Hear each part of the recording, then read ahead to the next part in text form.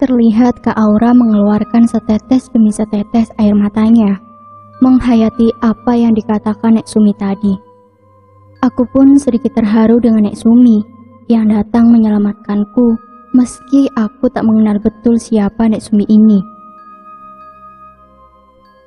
Ucapan Nek Sumi tadi ternyata hanya menyadarkan Kak Aura sesaat.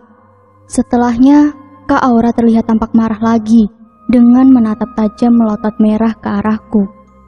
Sepertinya dendam di hati Kak Aura ini telah menutup rapat hati kecilnya. Sungguh malang. Tetapi mau bagaimana lagi, nasi sudah menjadi bubur sekarang.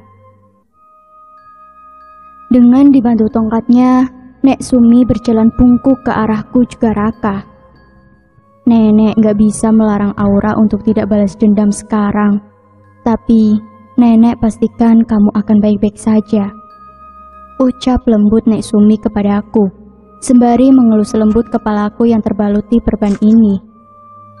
Hatiku tenang saat mendengarnya, dan di benakku sudah terfikir jika telah usai masalah ini, aku pasti akan membalas kebaikan Nek Sumi padaku.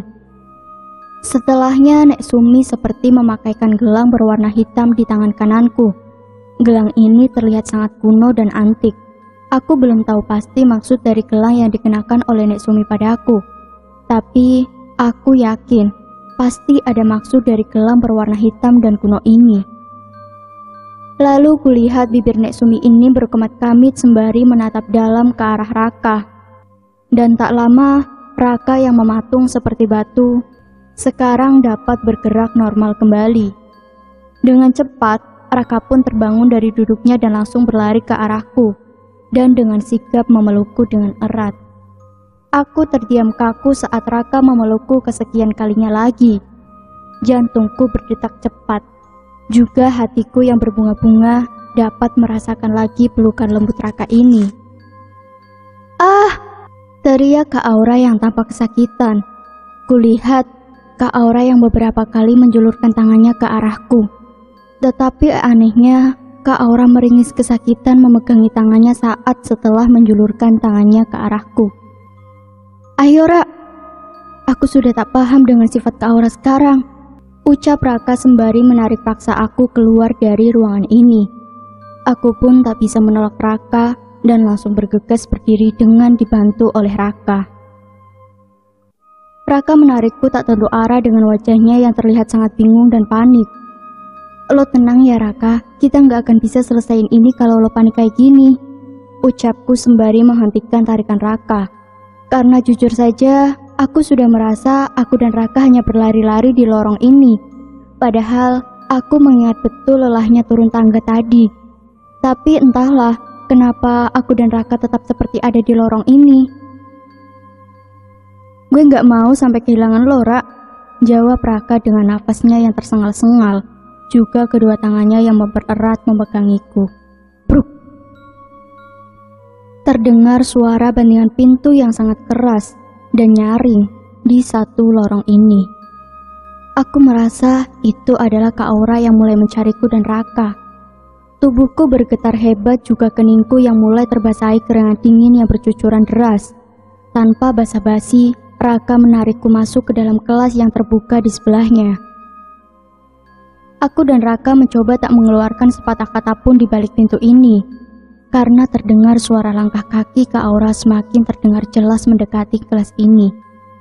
Aku berada di posisi pertama paling dalam di balik pintu ini, dan Raka berada di belakang melindungiku. Dari sela-sela pintu, terlihat bayang-bayang Kak Aura yang semakin dekat dan terus mendekat ke arahku. Dan dek! Jantungku berdetak kencang melihat Kak Aura yang tengah berdiri dengan tatapan kosong ke depan. Aku berteriak di dalam hati menahan sakitnya kepalaku yang sudah mulai terasa sakit lagi. Lalu Raka membalikkan tubuhku ke arahnya. Kini mataku dan mata Raka bertemu pandang di gelapnya kelas ini yang hanya terpancar sinar bulan dari pantulan jendela kaca saja. Setelahnya, Raka menjulurkan telunjuknya tepat di bibirku dan mengangguk pelan mengisyaratkan untuk tidak mengeluarkan sepatah kata apapun. Dan kurasa Raka pun sudah mengetahui keberadaan Kak Aura di depan pintu kelas ini. Setelah beberapa menit, tak terdengar lagi suara-suara langkah kaki Kak Aura.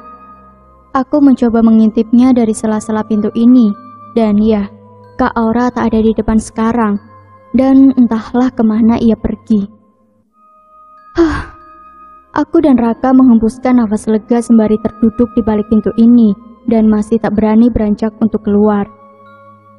Terlihat Raka yang tertunduk frustasi ke bawah dengan wajahnya yang terlihat begitu amat sedih dan juga bingung.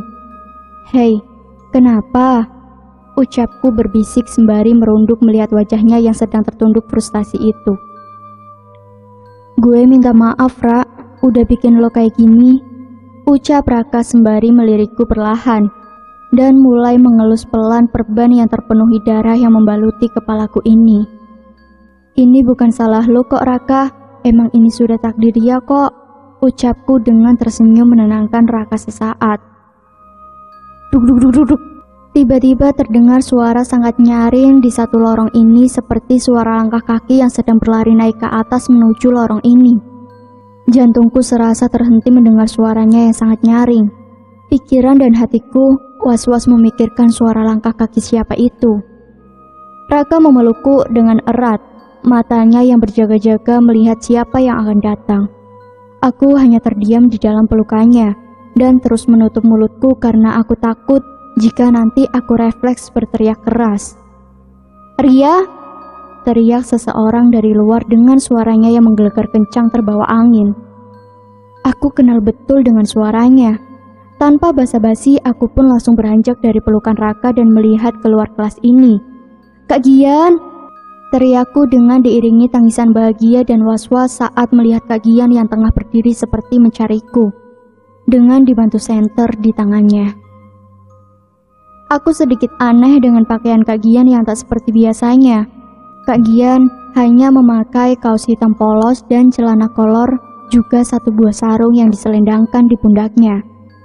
Penampilan Kak Gian sekarang ini sudah persis seperti bapak-bapak ngeronda saja.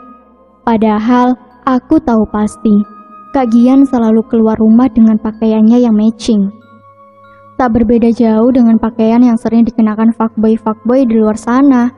Akan tetapi, dengan wajahnya yang begitu menawan itu, seringkali memikat kaum para wanita saat melihat Kak Gian. Dan yang membuatku kagum kepada Kak Gian ini, ia bukan tipe pria yang senang memainkan perasaan wanita. Justru Kak Gian ini memiliki sifat penyayang, ya, walau sedikit ngeselin. Dan satu lagi, yang kurasa bukan aku seorang yang takkan percaya jika Kak Gian belum pernah merasakan yang namanya pacaran. Tak lama, aku pun langsung berlari menuju Kak Gian.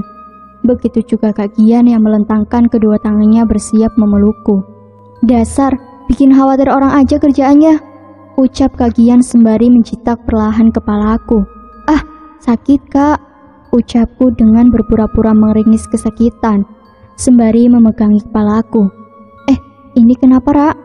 jawab Kak Gian yang mulai menyadari dan melihat kepalaku yang terbaluti perban, dan juga sedikit darah yang mengenang di perban itu. Sebelum sesaat aku menjawab pertanyaannya, kulirik mata Kak Gian yang melihat tajam ke arah belakangku. Aku mencoba melihat ke belakang dan ternyata itu Raka yang berdiri tegak di depan pintu. Kak Gian mengerutkan alisnya dan juga kulihat tangannya yang mengepal seperti siap menghantam wajah tampan Raka. Hatiku mulai kembali panik saat kulihat Kak Gian yang sepertinya salah paham lagi kepada Raka.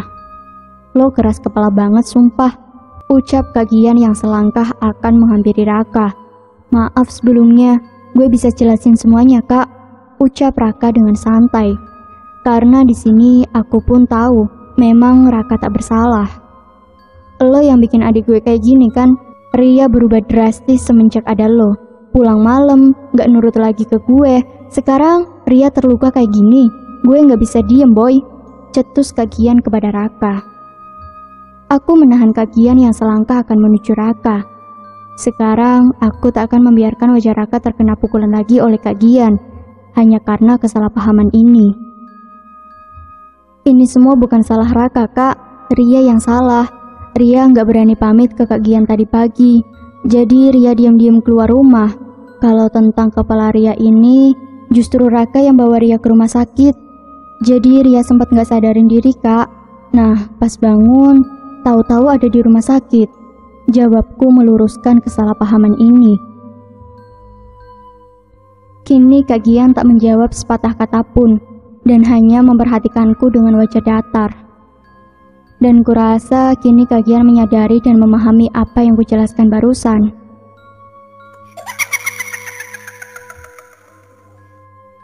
Di sunyinya malam yang gelap ini, aku dikejutkan dengan suara tawa cekikikan yang menggelegar nyaring terbawa angin di lorong ini. Suaranya keras terdengar menusuk telingaku. Nyaliku menciut mendengar suaranya yang nyaring mengerikan itu. Aku, Kak Gian, dan Raka saling bertatap heran mendengarnya. Dengan sigap Kak Gian memeluk melindungiku. Tak berselang lama, tiba-tiba Kak Aura berada tepat 5 langkah di depanku. Kedatangannya diiringi bau tak sedap seperti bau bangkai. Mataku melotot kaget saat mengetahui sumber bau itu ada di keningnya yang mulai membusuk dan sedikit terpenuhi cairan nanah dan juga belatung-belatung yang seakan menutupi satu keningnya. Aku menelan air liurku melihat kening Kak Aura itu. Tubuhku menggidik ngeri melihat banyaknya belatung dan nanah yang bercampur aduk itu. Kak Aura menjulurkan tegak tangannya ke arahku, namun setiap kali ia mencoba, wajah Kak Aura selalu terlihat meringis kesakitan.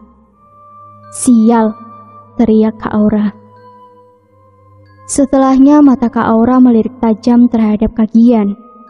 Juga kulihat Kak Aura yang tersenyum licik ke arah Kak Gian.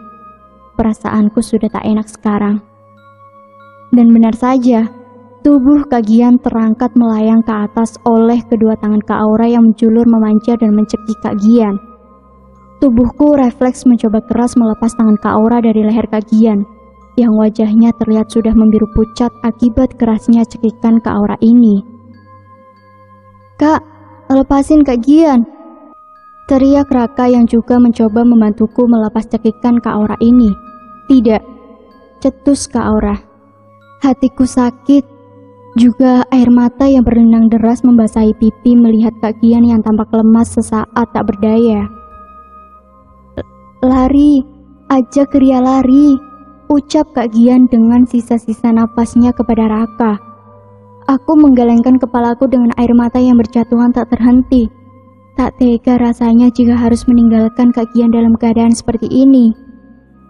"Enggak, Kak Gian pasti selamat," ucapku lemas tak berdaya menahan rasa sedih ini. "Raka, ajak dia teriak Kak Gian tanpa menyelesaikan ucapannya. Karena Kak Aura yang sedikit merobek leher Kak Gian, sehingga mengeluarkan sedikit darah kental hitam. "Tak sudi aku mempunyai kakak pendendam seperti ini," cetus Raka kepada Kak Aura. Aku tak menyangka Raka akan mengatakan itu kepada Kak Aura kesayangannya. Tetapi memang kelakuan Kak Aura ini sudah digaris batas dengan membuat Kak Gian seperti itu. Padahal Kak Gian tak pernah tahu apapun tentang ini. Bukannya membuat keadaan membaik, melainkan sebaliknya. Mata Kak Aura memerah darah seperti marah besar kepada Raka.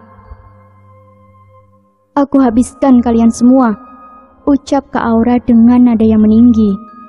"Lari Ria!" teriak Kak Gian yang malah menatap Raka dengan sedikit mengangguk. Raka pun mulai memegang tanganku dan menarikku. Tetapi aku menahan tarikan Raka sekuat tenagaku. Aku tak akan pernah tega jika harus meninggalkan Kak Gian sekarang.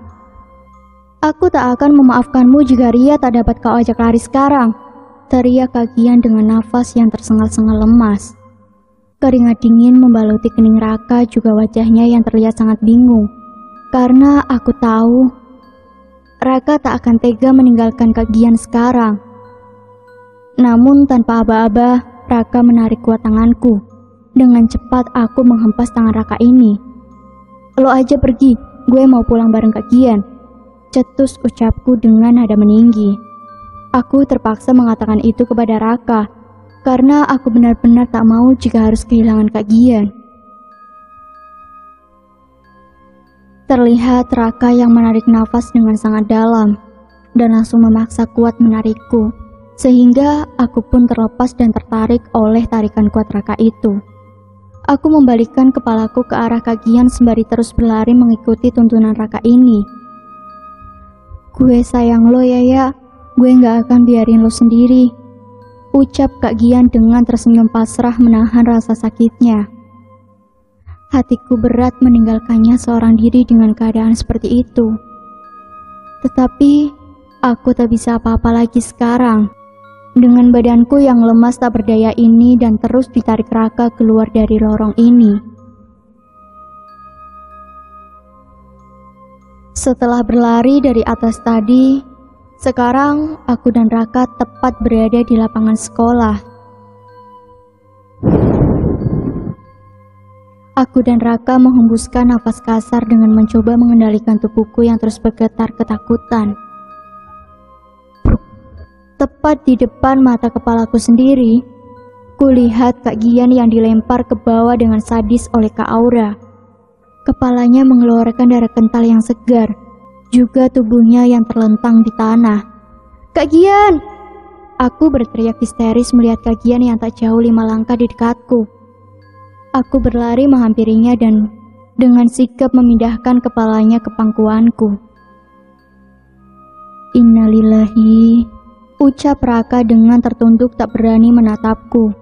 Sesaat setelah mencoba mengecek nadi Kak Gian. Apa sih Raka? Nanti Kak Gian juga bangun kok, ucapku dengan menahan beratnya air mata yang akan berjatuhan deras, dan tetap meyakinkan diri bahwa Kak Gian masih hidup. Kak Gian, ucapku berlahan, dengan tubuhku yang bergetar kuat tak terkendali dan masih sangat syok. Kakak, denger ya kan? Sahut ucapku kedua kalinya dengan mengelus lembut pipi Kak Gian. Kakak kok gak bangun sih? Kak, bangun dong. Kakak harus bangun, ucapku dengan air mata yang mulai berjatuhan deras dan mulai membanjiri pipiku. Kak, Ria minta maaf kak. Kakak bangun dong kak. Katanya sayang sama Ria. Bangun dong kak, bangun. Kita pulang kak. Ayo bangun dong kak. Ibu di rumah nunggu kita. Ria harus bilang apa ke ibu kalau kakaknya merem terus kayak gini. Ayo dong kak. Aku berteriak sekencang-kencangnya sehingga sampai tak sengaja air mataku ini membasahi wajah tampaknya itu yang terus tengah terpejam dingin. Kak Gian jangan merem terus dong kak. Bangun kak. Bentar aja kak, bangun. Ria gak minta lebih. Cukup kakak lihat wajah Ria sekali aja kak. Ayo dong kak. Ria gak mau ditinggalin Kak Gian. Ria masih butuh kakak. Ria rela mati kak asalkan sekarang kakak bangun. Lihat Ria. Buka dong matanya kak. Ria gak punya siapa-siapa lagi selain kakak sama ibu. Kasihan ibu di rumah nunggu kakak pulang. Ayo dong kak bangun. Lihat Ria bentar kak. Ria gak suka kak. Ria gak suka kakak tinggalin Ria secepat ini. Ayo dong kak jangan merem terus. Bangun kak bangun. Lihat Ria kak. Lihat Ria. Ria janji kalau kakak bangun sekarang, selamanya Ria akan nurut apa yang kakak bilang. Ria bakal bikin kakak senang selamanya. Ayo dong kak bangun kak. Ria takut. Ria takut hidup tanpa kakak. Ria sayang banget sama kakak. Bangun dong kak. Ria udah janji bakal bikin kakak senang selamanya. Ayo dong bantu Ria wujudin itu semua kak. Jangan tinggalin Ria sendirian, ucapku dengan berteriak-teriak tak terkendali dengan terus menangis terseduh-seduh. Dan tak percaya ini semua terjadi padaku. Hatiku hancur ditinggalkan seseorang yang paling sangat berharga di dalam hidupku. Semangat hidupku di dalam jiwaku terputus rapuh. Dengan kehilangan Kak Gian ini, aku tak sanggup hidup lagi rasanya. Kak Gian, bangun! Aku terus berteriak histeris dengan tubuhku yang bergetar hebat dan mulai melemas tak menyangka akan kehilangan Kak Gian secepat ini. Tak lama, Raka yang berada di sebelahku ini mengeluarkan tangannya dan membuatku bersender di pundaknya. Raka bangunin Kak Gian, Raka. Kak Gian marah, jadi nggak mau dibangunin Ria. Tolong bangunin Raka. Bilangin Ria minta maaf. Ria gak akan ngulangin lagi, Ria janji. Asalkan Kak Gian bangun, bangunin Kak Gian Raka. Suruh jangan merem terus, Ria takut. Tolong bangunin Kak Gian Raka, tolong. Teriakku sembari menggoyang-goyangkan tubuh Raka, memohon untuk membangunkan Kak Gian sekarang. Dan terlihat mata Raka malah berkaca-kaca mengasihaniku yang tengah berada larut di dalam kesedihan ini.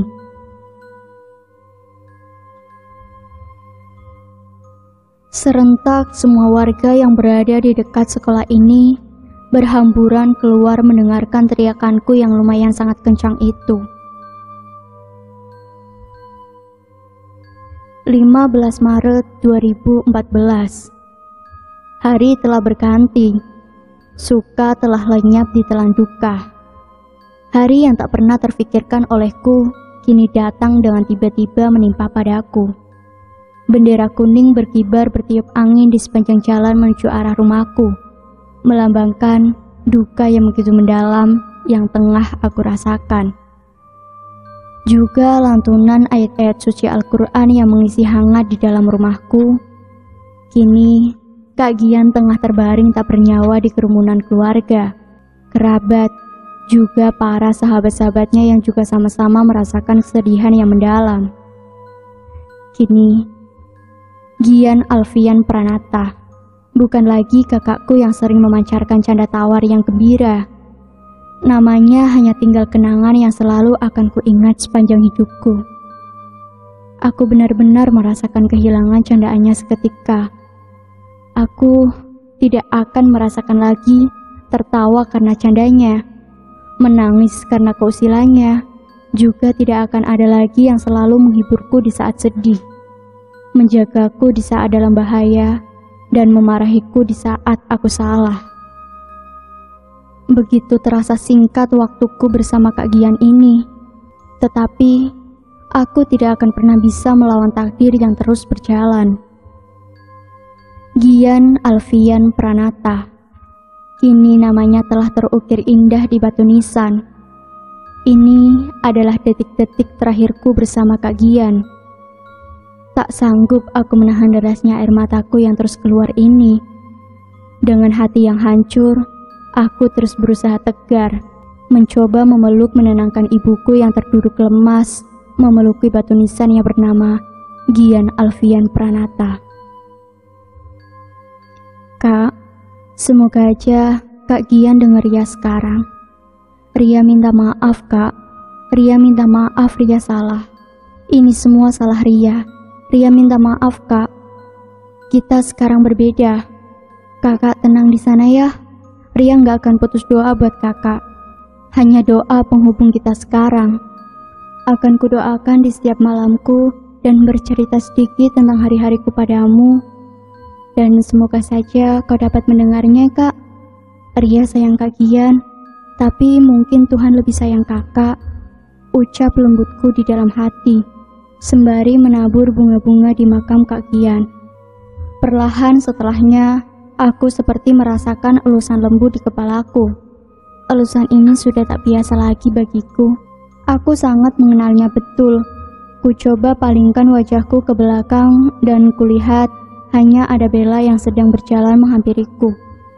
Aku mengerutkan alisku heran. Bella masih jauh.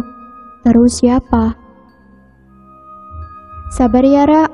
Gue juga gak nyangka akan secepat ini. Ucap Bella yang datang menenangkanku di detik-detik terakhirku bersama Kak Gian ini. Kuat ya. Lanjut ucap Raka dengan tersenyum hangat, sekedar menenangkanku. Aku pun hanya membalasnya dengan senyumanku yang sedikit terpaksa. Dalam keadaan seperti ini, rasanya aku tak berselera menebar lebar senyumanku. Hari telah berlalu, tetapi rasa duka di hati seperti terus menyelimutiku. Kasus kematian Kak Gian telah diselidiki oleh pihak berwajib dan menyatakan bahwa kematiannya murni kecelakaan saja. Aku pun menginformasikan sama seperti itu, karena kurasa tak baik jika harus memperpanjang masalah ini. Dan kudapati lagi berita baik tentang jasad Kak Aura yang telah berhasil ditemukan di tanah luas belakang WC sekolahku. Kini Kak Aura telah dimakamkan dengan layak dengan disaksikan Bu Rizka ibunya. Kabar baiknya lagi, kini Bu Rizka ibunya Aura dan Raka kembali sembuh dari sakit jiwanya dan kembali normal seperti biasanya. 20 Maret 2014. Ibuku memutuskan untuk pindah rumah. Hatiku sedih harus meninggalkan rumah yang dipenuhi canda tawaku bersama almarhum Kak Gian. Tetapi itu juga alasan yang membuat ibuku memutuskan kita akan berpindah rumah. Karena sudah terlalu lama aku dan ibu terus berlarut dalam kesedihan atas kehilangan Kak Gian. Bukan maksudku melupakan semua kenangan bersama Kak Gian dengan memutuskan untuk pindah rumah ini. Hanya saja aku dan ibu belajar mengikhlaskan sesuatu yang telah pergi dan tak mungkin lagi untuk kembali. Dan yang pasti, nama Kak Gian dengan kenangan-kenangannya akan terus terukir indah di dalam hatiku. Suara klakson mobil yang ibu bunyikan. Mendengarnya, aku pun langsung memegang koper dan bergegas ke mobil meninggalkan rumah ini. "Sudah siap?" ucap ibu sembari melihatku. Aku pun mengangguk perlahan, mengiyakan sembari memasang sabuk pengaman. Sebelumnya, aku pun belum tahu di mana dan kemana akan pindah. Aku hanya pasrah mengikuti ibu dan tak bisa menentang keinginannya. Kuperhatikan sekilas di dalam mobil, sepertinya aku sudah tak asing dengan jalan yang kulalui sekarang. Ku coba mengingat kuat dengan memperhatikan setiap jalan. Rumah Raka, ya, ini adalah salah satu jalan menuju rumah Raka. "Bu, kita mau kemana?" ucapku sembari bola mata yang berkeliaran lincah memperhatikan setiap jalan. "Ke rumah yang baru kita. Ibu sengaja beli rumah di dekat sini karena udaranya sejuk banget. Terus terlihat nyaman juga," jawab ibu sembari terus fokus mengemudi ke depan. Mendengarnya, aku semakin penasaran di mana rumah baruku sekarang ini. Sampai sehingga ibu menghentikan mobilnya tepat di sebelah rumah Raka. Aku pun keluar dari rumah dengan perasaanku yang masih tidak percaya akan tinggal di rumah yang bersebelahan dengan Raka. Terlihat Raka yang tengah duduk di kursi luarnya sembari memainkan gitar. Aku tak melihat jelas wajahnya, karena Raka yang menunduk fokus memainkan gitar, dan juga sedikit terhalang rambutnya. "Ria sayang, cepet!" teriak ibu yang sudah masuk ke dalam mendahuluku. Koperku terjatuh karena kaget mendengar teriakan ibu di saat aku melamun memperhatikan Raka. Raka sepertinya mendengar jatuhnya koperku dan langsung melirik ke arahku. Aku yang malu bergegas ke dalam rumah dengan menutupi wajahku dengan sebelah tangan menghindari tatapan Raka tadi. Aku menghembuskan nafas lega sembari menutup pintu dengan sedikit panik. "Loh, kenapa?"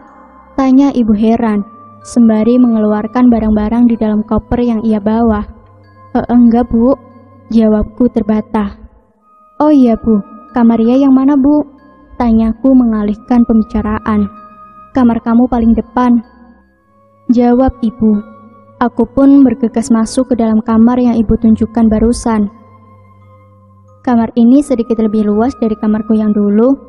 Aku pun langsung menyiapkan koperku di sebelah pintu dan bergegas menuju ke arah jendela. Karena kejadian tadi sepertinya aku sedikit lebih banyak membutuhkan udara segar. "Astaga!" teriakku setelah sesaat membukakan jendela. Aku terkejut melihat Raka yang tengah membaca buku di depan jendela kamarnya, dan juga sedikit kaget mengetahui jendela kamarku dan kamar Raka ini bersebelahan. Raka pun melihatku heran yang berteriak kaget barusan. "Ria?" ucap Raka sembari menyimpan bukunya dan terus tetap melihatku heran. Karena memang sebelumnya aku pun tak pernah berkata padanya akan pindah rumah, apalagi pindah di sebelah rumahnya ini. Raka, jawabku terbata-bata.